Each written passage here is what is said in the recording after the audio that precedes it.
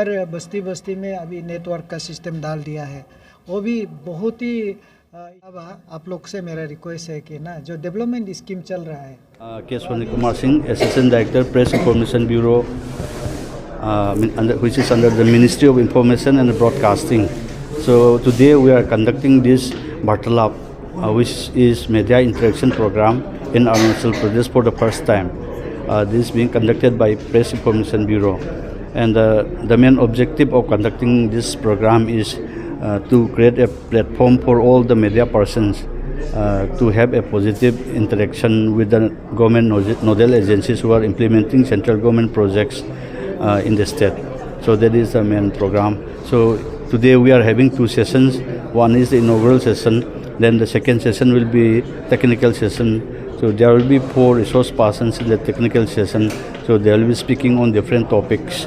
And after their address, we all journalists can have put questions on them, have some sort of interaction, and clear our doubts on the topics they have spoken. Thank you. Sir, as we can see, there is a gap between the public and the government. Yeah. As the director mentioned, media acts as a bridge for the government and the public. Yeah. So what is your take on that? Yeah, it is what he has said is in one way right, because whatever the government want to inform the masses, it has to be communicated not only through the government agencies but also through the media. And in that way, media also has a very big role. And also Press Information Bureau, that is what we are doing.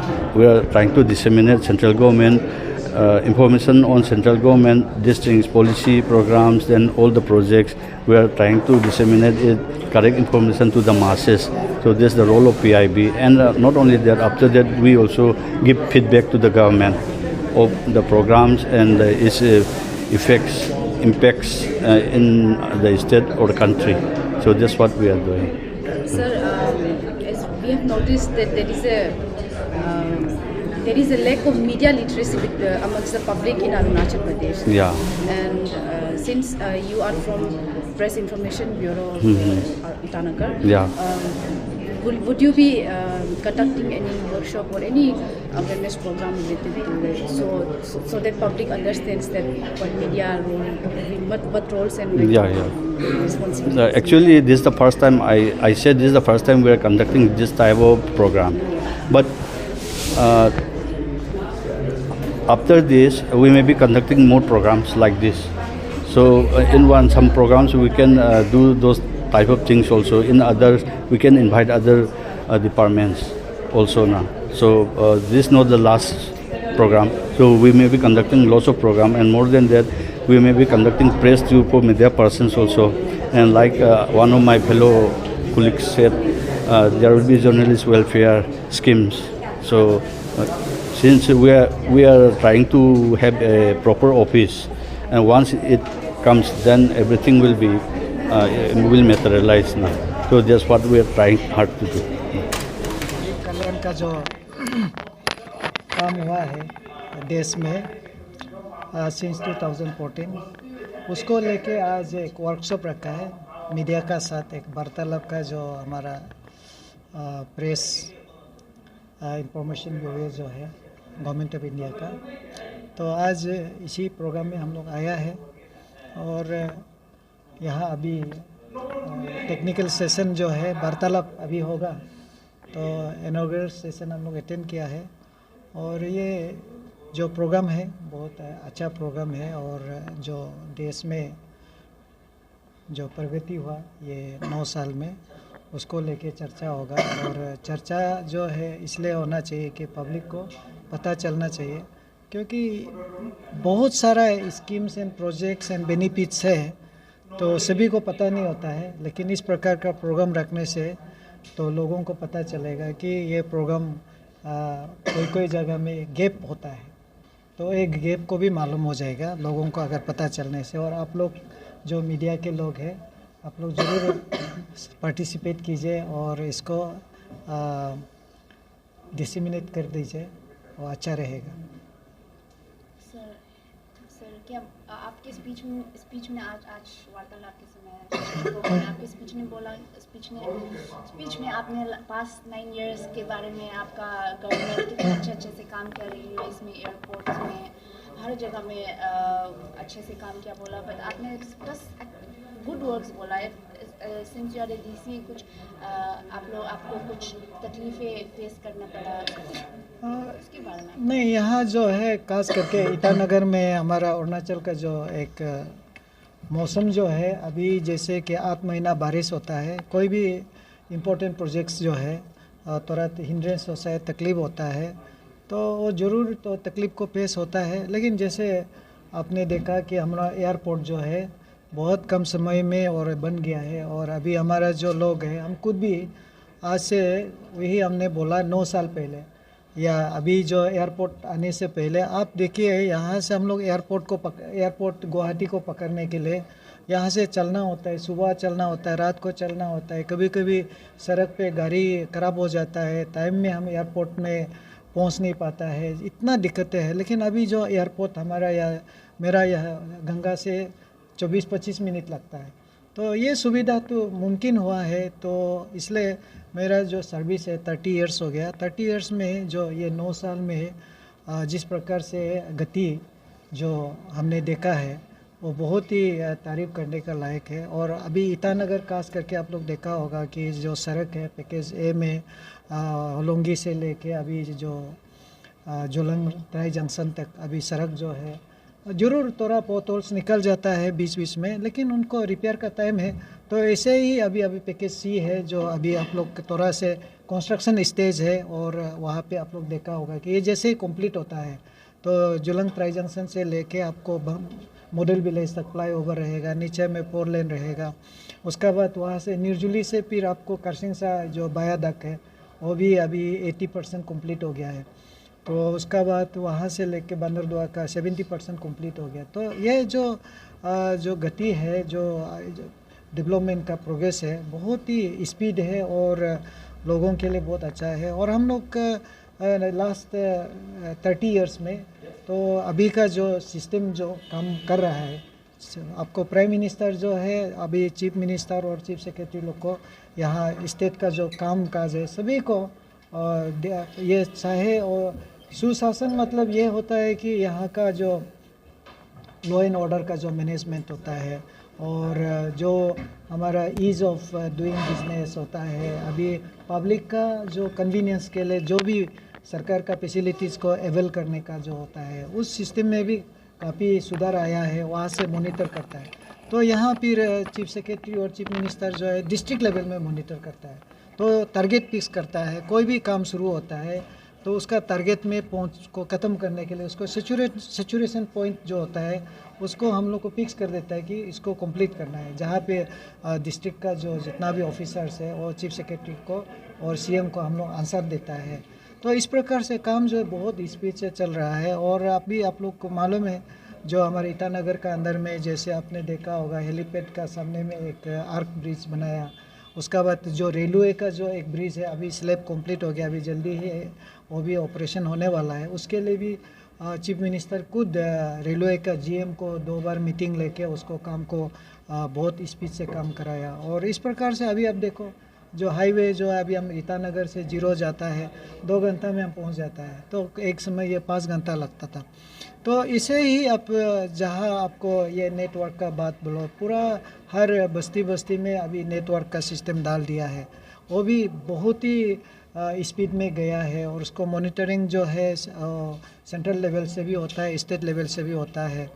तो इसका update और हमारा जो जितना भी यहाँ मुद्रा loan है और जो कृषि के लिए जो रिलेटेड में लोन है, हॉर्टिकल्चर, एग्रीकल्चर और वेटरनरी से रिलेटेड भी जो भी लोन वगैरह है, स्कीम वगैरह है, उसको लेके भी मीटिंग होता है और प्रोग्रेस को देखता है। और फाइनेंस को अभी लोग को फाइनेंस करना है तो इसका भी फाइनेंस जो बैंकर्स है उसका साथ भी स्टेट लेवल में मीटिंग होता है, फिर हमारा डिस्ट्रिक्ट लेवल में भी उसका मीटिंग और मॉनिटरिंग करता है। तो हर क्षेत्र में ये जो काम जो है बहुत ही आगे चला गया है। मैं जो बता रहा था कि नहीं 30 इयर्स में जो 9 इयर्स का जैसे अभी ये कोविड पीरियड में देखा होगा, सारा मेडिसिन फ्री, खाने पीने का फ्री, रहने का फ्री में खुद इन्वॉल्व रहा। तो इसलिए ये हाईवे का काम हो इन्वॉल्व रहा, अभी जो सेक्टर रोड वगैरह में भी, और अभी जो स्मार्ट सिटी को लेके, स्मार्ट सिटी में अभी काफ़ी आपको जो अभी हम यहाँ अभी जहाँ करा है उसका पीछे में जो क्लॉक टावर में अभी वहाँ पे अभी वहाँ भी हमारा जो बच्चा लोग है बड़ा बड़ा टाउन सिटी में जाता है, मॉल में जाता है, तो वो जो फीलिंग यहाँ आएगा। अभी हम शुरू कर रहे हैं क्लॉक टावर में स्मार्ट सिटी का। वो आपने अपने स्पीच में वो पार्किंग लॉट्स के बारे में बोला। हाँ, पार्किंग लॉट्स को लेके अभी जो अभी हम लोग जहाँ करा है गंगा मार्केट में, अभी हमारा जो अभी आप जहाँ करा है यहाँ से 10-20 मीटर दूर में ही हमारा जो पार्किंग लॉट्स बनाया है ये कंप्लीट हो गया, लेकिन ये जो है मार्केट से थोड़ा दूर है। तो इसके लिए अभी आईएमसी को हमने अभी ये ज़मीन को दे रहा है, जो हनुमान मंदिर जो बैठा हुआ है नीचे में खाली रहेगा, ऊपर में 200 के आसपास गाड़ी आराम से आप पार्क कर सकता है। तो इसको हनुमान मंदिर को पहले हनुमान का जो मैनेजमेंट सोसाइटी से बात करके रखा है कि उसको टॉप फ्लोर में हम लोग मैनेज कर देगा, नीचे में पूरा गाड़ी पार्किंग रहेगा।